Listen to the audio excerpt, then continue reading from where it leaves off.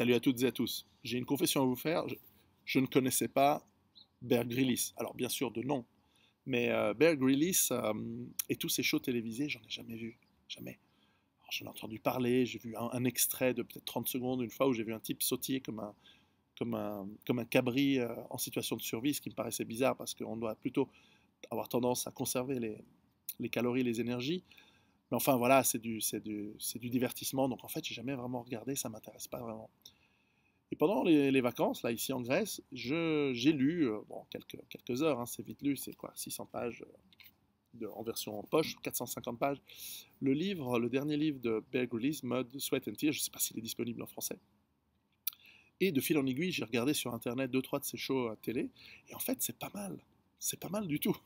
Alors certes, c'est du divertissement, certes, ce sont des situations qui n'ont rien à voir avec la préparation à l'effondrement économique en ce qui me concerne, et même pour lorsque l'on recherche l'autonomie ou son indépendance, etc.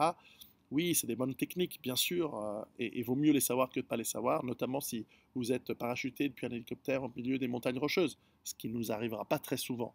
Mais si ça nous arrive, ou si vous vous perdez, ou si vous avez un problème, etc., ce que vous pouvez voir dans les shows de Bear Grylls, je ne sais plus comment il s'appelle, j'en ai vu plus un, Born Survivor, ou je ne sais pas comment il s'appelle.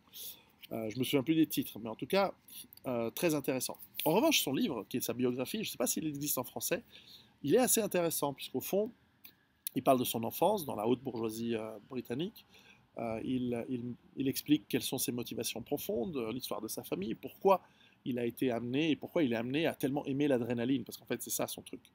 Et c'est très intéressant de voir, surtout, et c'est là où le livre a une valeur, c'est pas le seul, il y a d'autres livres qui parlent de cela, mais quand on voit le parcours de sélection des SAS, puisqu'il a rejoint un régiment de SAS, donc qui sont les forces spéciales extrêmement d'élite, parmi les meilleurs du monde, britanniques, eh bien on voit quelle est la préparation physique nécessaire, mais surtout, et ça m'intéresse, mais surtout la préparation mentale. Et ça m'intéresse d'autant plus que ma préparation physique, elle sera jamais au niveau de ce mec, au niveau de rentrer dans les forces spéciales.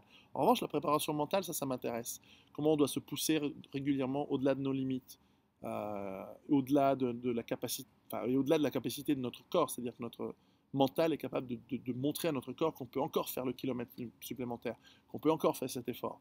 Et ça, c'est intéressant parce que ça, c'est une compétence et ça, c'est une valeur fondamentale dans les situations de survie, quelle qu'elle soit. Que vous soyez dans le ghetto, en train d'être pourchassé par les Allemands, ou par les Arabes, ou l'inverse, ou que vous soyez dans l'effondrement économique, avec l'incapacité de trouver un boulot, l'incapacité d'avoir de quoi vous nourrir, ou dans la préparation, le fait de vous préparer à toutes les difficultés qui vont nous arriver dessus. Et donc, c'est un livre intéressant. Il y a une deuxième partie que je trouve très intéressante sur son escalade de l'Everest, puisque petit Saligo, il a monté à 23 ans sur l'Everest, ça a été un des 30 premiers Britanniques au monde à pouvoir le faire, donc c'est quand même une des rares personnes qui a gravi l'Everest, surtout à un certain jeune âge. Vous savez qu'on est moins endurant jeune que sur la trentaine, quarantaine, quand on est un sportif de haut niveau. Et en tout cas, ce qui est très intéressant, c'est qu'il montre d'une part une certaine logistique, ça se prépare, hein, c'est comme les gens qui me disent, ouais, le jour où il y a la guerre civile, non, il faut se préparer avant. C'est la logistique dans toute activité, c'est fondamental. On ne monte pas l'Everest en tongs, ça, c'est un travail de dingue. Et je me rendais, d'ailleurs, je ne connaissais pas du tout ce qui est nécessaire pour monter grimper sur ces montagnes, faire de l'alpinisme de très très haut niveau. C'est pas un sport que je connais. J'avais jamais rien lu de ça, donc c'est très très intéressant de voir là aussi le physique, le mental pour aller au-delà de toutes ces difficultés, de toutes euh, euh, ces, ces, ces, voilà, c'est une montagne de 8000 mètres, 8800 mètres. Enfin, il n'y a plus d'oxygène, la logistique qui est nécessaire, le travail, passer des crevasses, monter sur la glace. Euh, Très intéressant. Le climat qui change le temps que ça. Bon, situation de survie extrême, voilà. Et donc, de plus en plus, je vais regarder ces shows. Euh, je pense pas que je vais apprendre grand-chose comme technique pour le concept que j'ai de base autonome durable ou simplement comment s'en sortir dans le cadre d'un effondrement économique. Je pense que ça n'a rien à voir. Ce sont deux mondes complètement séparés. C'est même au-delà du bushcraft. C'est même l'ultra, ultra, ultra bushcraft ce qui fait. C'est même bien au-delà.